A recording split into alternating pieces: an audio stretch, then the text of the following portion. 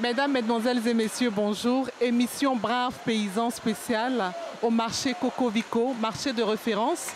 Et vous allez suivre avec nous durant ces 26 minutes comment le marché est organisé, les bons prix que nous pouvons avoir quand nous venons nous-mêmes faire le marché, les produits bio, les produits de qualité que nos braves paysannes livrent sur le marché. Vraiment, ça se passe de commentaires.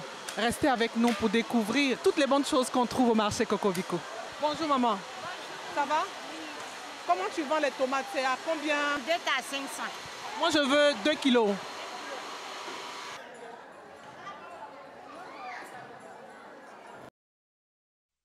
Le marché Cocovico, société coopérative des femmes commerçantes de vivriers de Cocody, est un marché situé à Cocody-en-Gris. Il est l'œuvre de Feu Botilou Rosalie. Ce mercredi 15 décembre 2021 était le 7e anniversaire de son décès. En effet, brave et dynamique femme, le magazine agricole Brave Paysan l'avait suivie jusqu'à dans son village, là où elle-même s'adonnait à la culture vivrière et surtout là où elle motivait femmes et jeunes hommes à aimer le travail de la terre. Je fais le chant pour donner le bon exemple, montrer le bon exemple aux jeunes gens, aux jeunes filles. Rien ne tombe du ciel. C'est seul le travail qui paye. Je fais ce chant. Il y a des jeunes qui ont déjà vu, ils m'ont vu sur le terrain, ils ont créé aussi d'autres champs. Et aujourd'hui même, il y a un bas-fond de 100 hectares que le propriétaire terrien vient de nous donner. Et cela, je vais produire dessus avec les femmes de Mainfla, les jeunes gens de Mainfla, pour leur donner l'exemple et puis le courage. Parce qu'à me voir, on dit, mais voilà Madame Boti, elle a une voiture, elle est un peu bien, mais pourquoi elle vient ici? Ils vont faire comme ça aussi pour réussir. Pour la célébration de cet anniversaire, quoi de plus normal que de choisir ce lieu qui représentait tout pour cette brave femme, le marché Cocovico. À cette occasion, Jennifer Serres, présidente de AVA, ambassadrice de l'agriculture, fut l'heureuse invitée.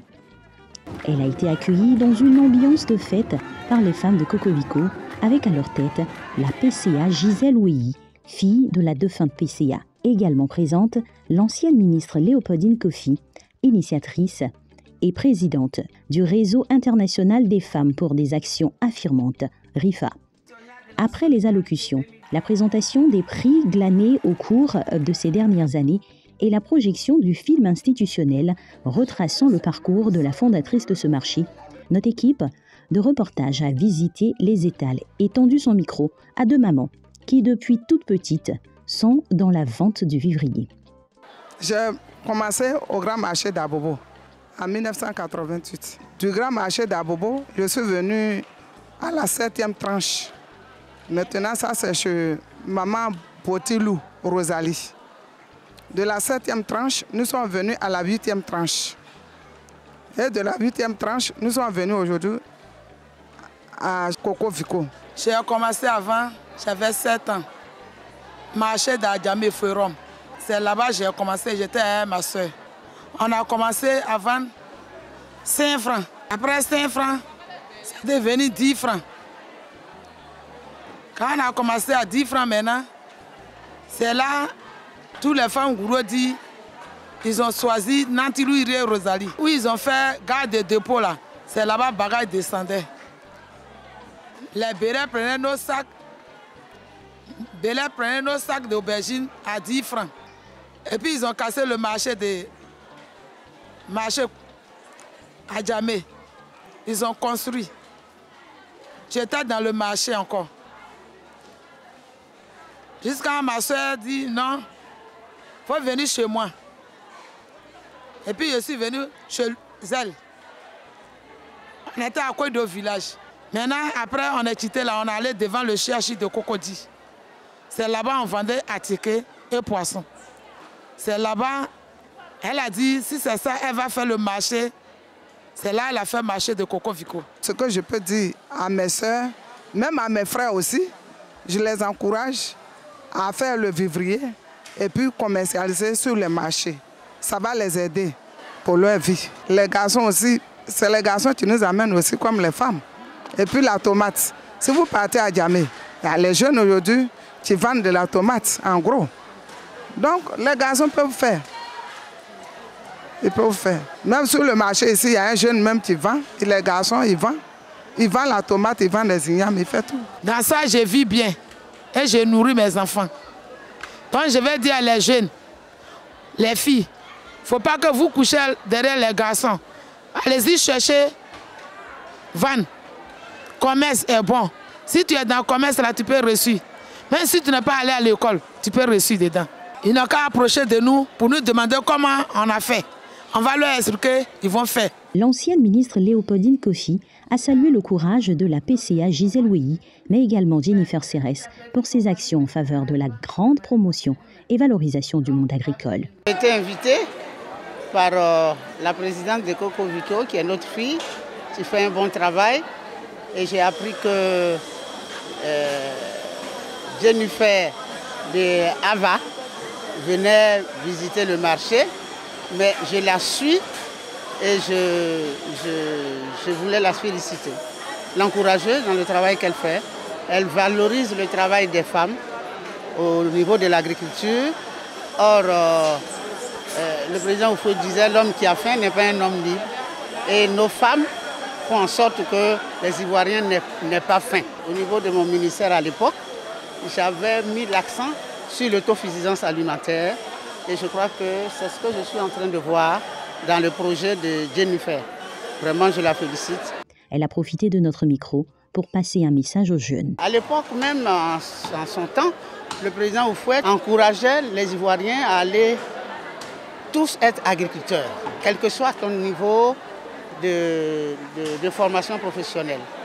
Et je pense que c'est ce que nous inculquons aussi à notre jeunesse féminine pour qu'elle s'intéresse à l'agriculture, faire en sorte que l'autosuffisance alimentaire puisse être leur programme d'activité, quel que soit leur niveau d'études, parce qu'elles peuvent y gagner aussi leur pain pour arrondir les angles. En ce moment, au niveau donc, de nos jeunes, nous avons lancé un programme au niveau du réseau international des femmes pour les actions affirmatives, le RIFA, de 500 hectares de riz.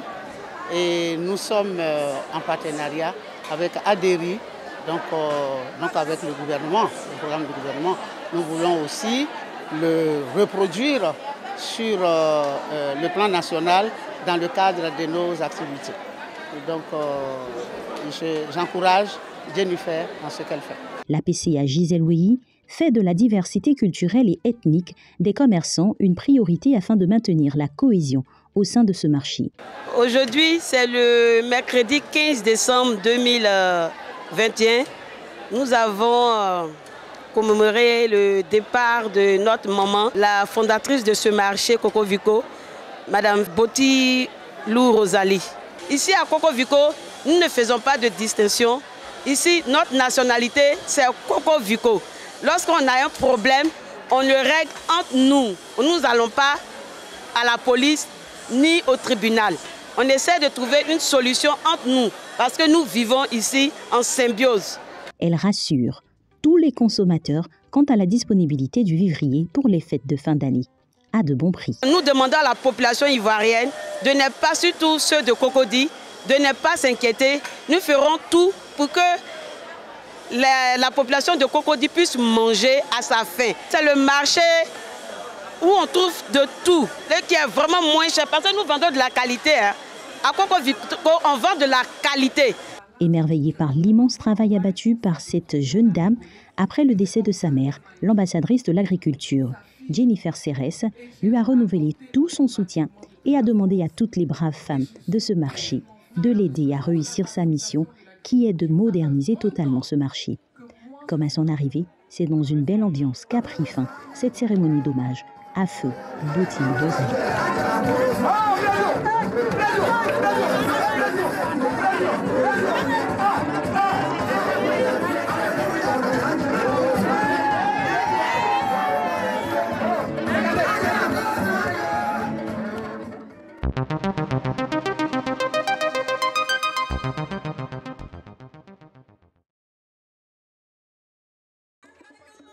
M. Kobena Kwasi Adjumani, ministre d'État, ministre de l'Agriculture et du Développement rural, et M. Gilbert Ouangbo, président du Fonds international de développement agricole FIDA, ont effectué lundi 22 novembre 2021 une visite de terrain dans une plantation de cacao de la coopérative agricole unité de Divo, CAUD, membre d'Ecokim. Cette visite s'est déroulée à Amanikro, localité située à 15 km de Divo, et se situe dans le cadre d'une mission officielle du président du FIDA en Côte d'Ivoire. Ecokim, coopérative faîtière de CAUD, a facilité cette visite intitulée « Sur la route des fèves cacao ». L'objectif est d'apprécier l'impact social, économique et environnemental des financements ABC sur les petits producteurs et sa contribution à la nouvelle politique nationale orientée vers une transformation locale progressive des fèves de cacao pour plus de valeur ajoutée.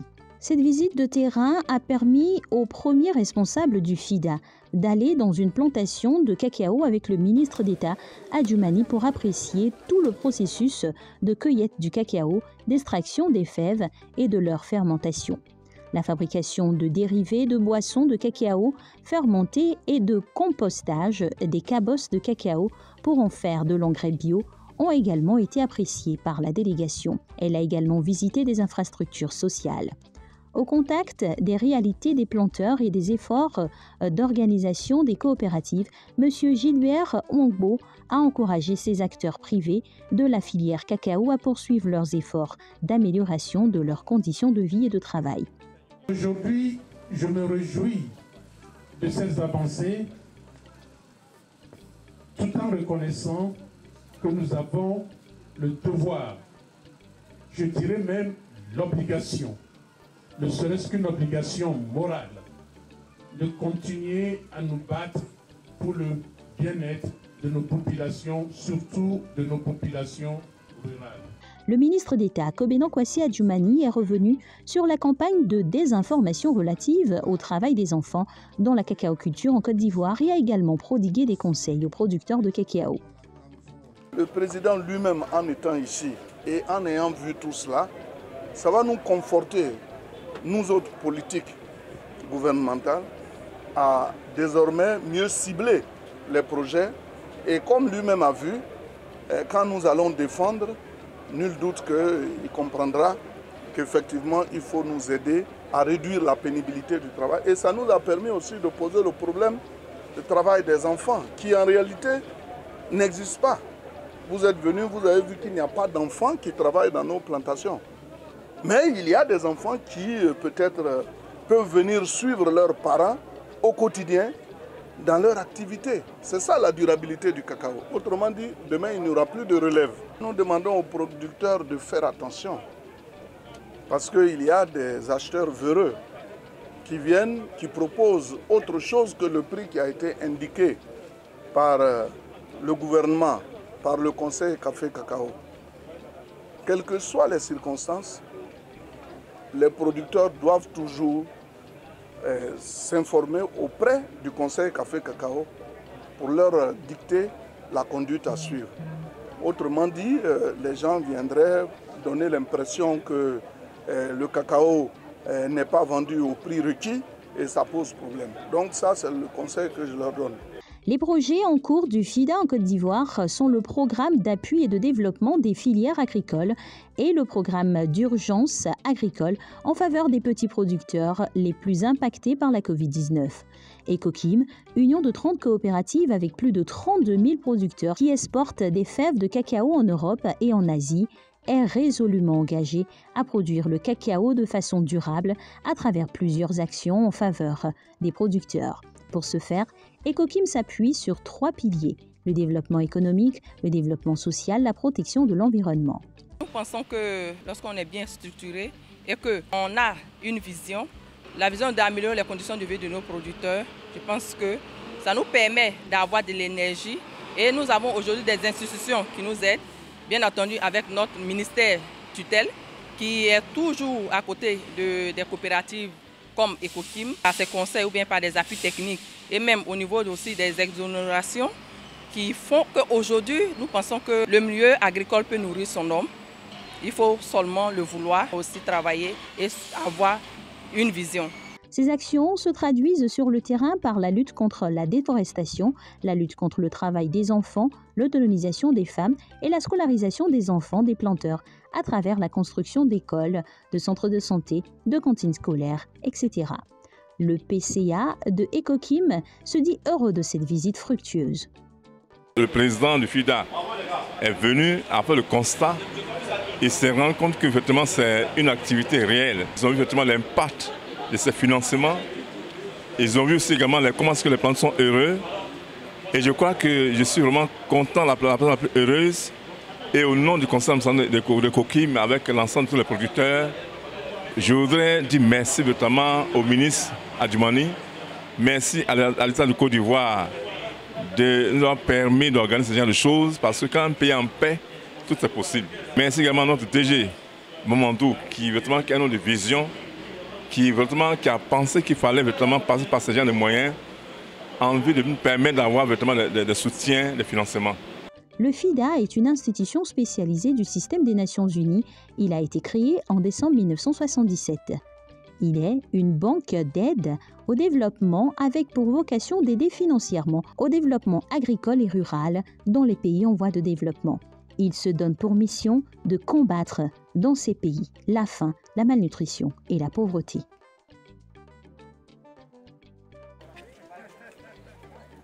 Après Bondoukou, la délégation conjointe Banque mondiale Conseil Coton Anarcade a poursuivi sa visite de terrain à l'usine Dorado sur l'axe Tomodi-Yamoussoukro, ensuite à l'usine SG Agro située à la zone industrielle de Yamoussoukro, au centre d'innovation et des technologies de l'Anarcade CITA et à l'usine de décortiquage Souralais de Drobo. Concernant la zone industrielle de Yamoussoukro, selon le représentant du Conseil du coton et de l'Anarcade, Karim Berté, par ailleurs directeur de l'exploitation coordonnateur adjoint du PPCA au niveau macro, la Côte d'Ivoire est bien reconnue comme étant un exportateur net d'amandes de cajou grâce au projet de promotion de la compétitivité de la chaîne de valeur de l'Anarcade. À ce titre, le Conseil coton Anarcade compte apporter un appui considérable pour faciliter la transformation de l'Anarcade dans cette zone. Ici, dans le plan initial du PPCA, il n'était pas prévu qu'il y ait des financements des infrastructures ici. Par contre, vu la position de Yamoussoukro, vu le fait que nous-mêmes on soit à Yamoussoukro ici avec notre centre d'innovation et de technologie de l'Anarcade qui apporte un appui aux unités de transformation, on a vu que les unités de transformation ont une certaine préférence pour Yamoussoukro. Dans ce sens, on envisage d'apporter des appuis. Déjà, on a fait des études environnementales, sociales pour voir un peu les problèmes qui se posent ici. On a identifié des infrastructures à financer, un peu comme le renforcement de l'électricité, le renforcement de l'eau, les voiries. Mais surtout, on a déjà l'étude qui est prête pour mettre en place un centre de traitement des coques ici, ce qu'on a appelé le centre de valorisation des coques, qui va soulager toute l'industrie qu'il y a ici et qui va faciliter l'installation des unités de transformation de l'Anarcade Yamoussoukro.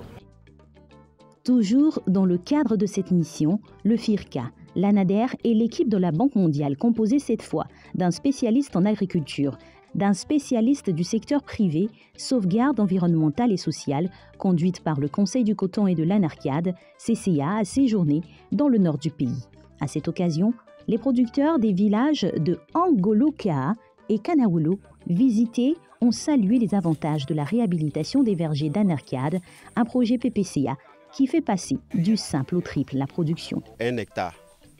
Ils sont venus réhabiliter ça et ils ont entretenu ça en 2019. Donc là-bas aussi, j'ai vu la production a changé là-bas. Quand c'est serré, il n'y a pas d'entrée d'air et les arbres sont effilés.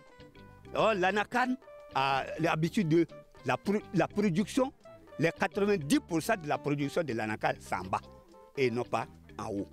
Vous voyez. Donc, en tout cas, et tous ils ont déjà vu l'intérêt de la réhabilitation. Quelqu'un qui avait peut-être 30 hectares et que son verger a été réhabilité et qu'aujourd'hui, dans le temps, il n'avait pas peut-être 10 tonnes et qu'aujourd'hui, peut-être de 9 tonnes, il est passé à 12, 13 tonnes, naturellement, les fruits sont là, les résultats concrets sont là. Après la visite des vergers, cap est mis sur la zone agro-industrielle de Korogo, où l'on a pu noter l'évolution des travaux. Il faut le rappeler, la délégation de la Banque mondiale est conduite par Jean-Philippe Tré, spécialiste principal, agroéconomiste, au bureau de la Banque mondiale à Abidjan. Il nous fait le bilan de cette visite de terrain. Alors je pense qu'à la fin de cette visite de terrain, nous repartons vraiment encouragés des progrès qui ont été réalisés. Au niveau de Bondoukou, les travaux donc, avancent bien. Nous attendons donc une exécution des travaux d'ici le premier semestre de l'année 2022, y compris également celle de la zone agro-industrielle de Korogo, où nous pensons pouvoir finaliser les travaux d'ici mars-avril 2022 et permettre donc l'installation de transformateurs donc, sur les plateformes agro-industrielles. Au niveau des aspects de réhabilitation de vergers, je pense que nous avons vu des progrès très encourageants sur le terrain, avec déjà même pour l'année 2021 un taux, je dirais, on a atteint quand même des objectifs de près de 47 000 hectares sur 20 000 qui étaient donc établis pour l'année 2021. Nous avons pu également nous rendre compte de l'engouement des producteurs, donc des bénéficiaires, qui demandent donc un effort encore supplémentaire pour leur permettre de pouvoir donc étendre les activités de réhabilitation à l'entièreté de leur verger. Il se trouve qu'en 2 ans de démarrage de cette campagne de réhabilitation, on a pu voir des impacts nets, concrets, avec dans certains cas même des rendements qui ont doublé pour la majorité des bénéficiaires, et c'est un élément sur lequel nous allons nous pencher pour voir comment donc étendre ces activités de réhabilitation pour un meilleur rendement et également une meilleure qualité de la noix de cajou qui est donc exportée et également reçue par les transformateurs. Avec le secteur privé, on a pu également discuter des éléments clés en fait, qui permettraient donc la compétitivité de l'anacarde et de la production d'amandes.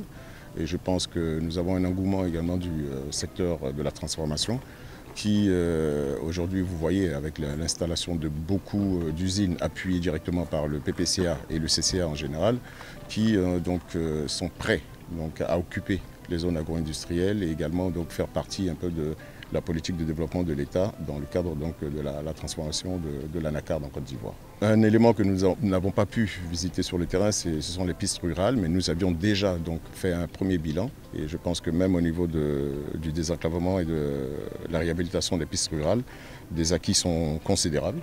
Avec aujourd'hui près de 266 km déjà réhabilités, une phase d'entretien de près de 900 km en cours, ce qui permettrait donc d'atteindre les objectifs de développement du projet en termes donc, de désenclavement et des zones de production. Le projet de promotion de la compétitivité de la chaîne de valeur de l'Anarcade PPCA est mis en œuvre depuis août 2018 par le Conseil du coton et de l'Anarcade. L'objectif est d'accroître la productivité, la qualité et la valeur ajoutée de la noix de cajou au profit principalement des petits exploitants et PME de l'industrie de transformation du cajou en Côte d'Ivoire. Dr Adama Koulibaly, directeur général du Conseil du coton et de l'Anarcade, en est le coordonnateur. Mesdames, Mesdemoiselles et Messieurs, bonjour. Vous constatez décor exceptionnel avec nos braves mamans du marché Cocovico pour terminer l'année 2021 en beauté parce que ce marché a rapporté beaucoup de bonheur aux populations de la Côte d'Ivoire et au-delà des frontières ivoiriennes. Nous avons décidé de finir l'année avec nos braves mamans. Vous nous suivez de l'étranger, sachez que si vous venez en Côte d'Ivoire, vous voulez faire votre marché, destination à visiter Cocovico. Nous vous souhaitons bonne année 2022 et nous souhaitons également que ce marché rentre en partenariat avec tous les bailleurs de fonds qui veulent développer le secteur agricole en Côte d'Ivoire. Gisèle, qui est la présidente, je peux vous la recommander. Elle a fait ses preuves, elle est digne de confiance. Je compte sur chacun et chacune d'entre vous.